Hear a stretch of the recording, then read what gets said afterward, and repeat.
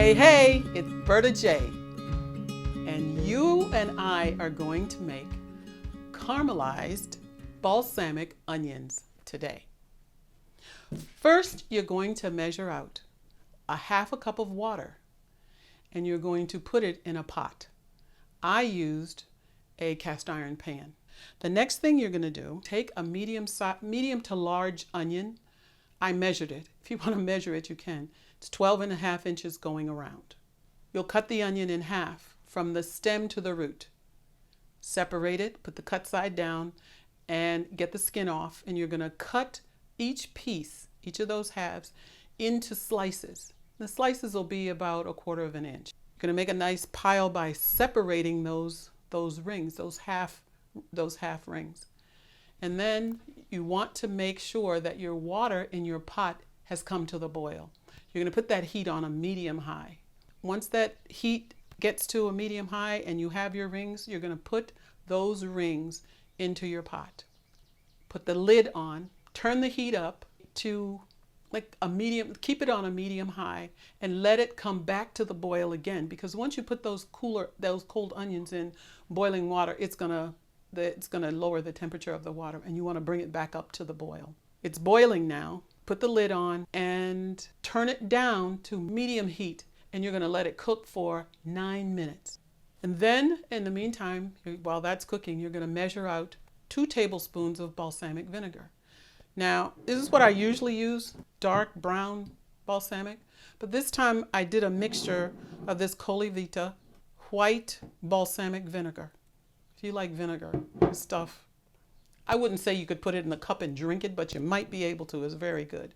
So I used a tablespoon of each. Either way, you're going to need 2 tablespoons of balsamic vinegar because you're making caramelized balsamic onions. Set that aside. Check the onions to see if most of the water has gone.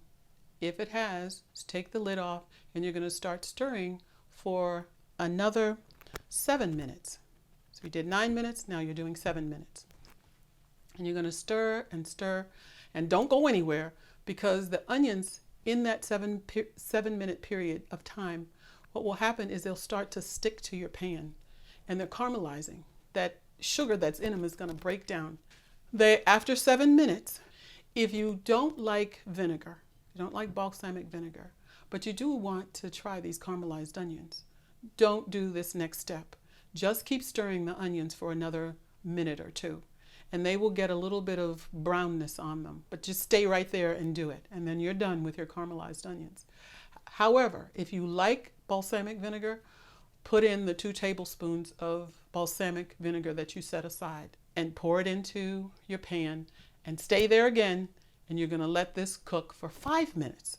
Now, if you notice something about the timing, I did this recipe so many times, I found out that all odd numbers, you can remember that. First is 9, then it's 7, and now it's 5. So you've got 5 minutes, and you're going to just sit there and turn and stir for those 5 minutes, and the onions are going to get coated with the balsamic vinegar, and they're going to start sticking to the bottom of the pan. Stir up that's a lot of goodness in there. Stir it and stir it. 5 minutes, and you're done. Okay? And these onions are so delicious. And this is what your onions will look like. These are really delicious, and they are going to be used.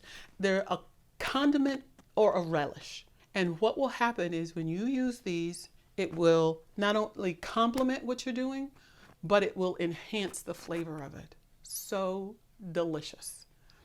And the things that you can serve these on or with, are your burgers. You can put them on your not your hamburgers, but your veggie burgers.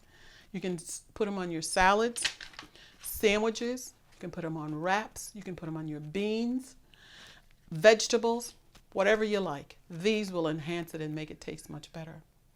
So that is really the end of this video, and I am sure you're going to love these.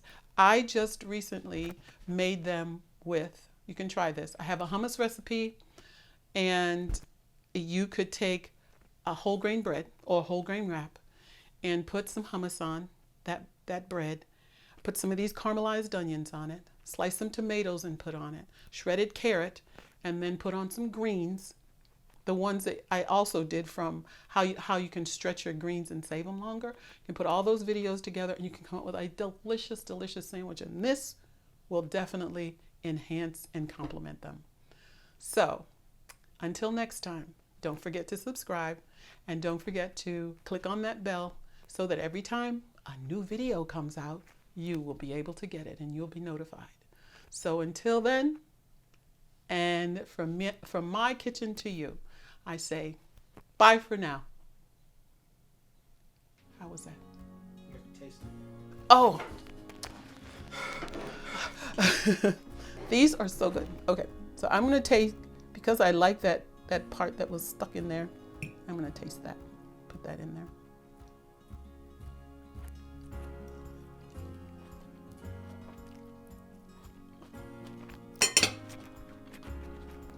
A little sweet, a little bit not tart, but just really, really good.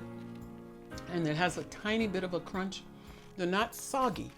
It's a little bit of a crunch. It is really, these are really, really good. I know I'm going to use this on a sandwich again probably tomorrow. So, is that it?